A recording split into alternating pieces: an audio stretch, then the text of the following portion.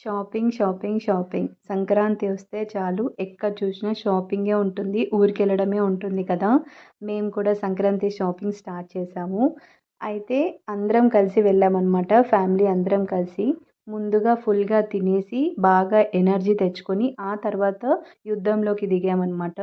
ఎందుకంటే పిల్లలతో షాపింగ్ అంత ఈజీ కాదండి. మీ అందరికి ఆల్రెడీ తెలిసే ఉంటుంది. సో, మంచిగా తినేసి తర్వాత మేము షాపింగ్‌కెళ్ళాము.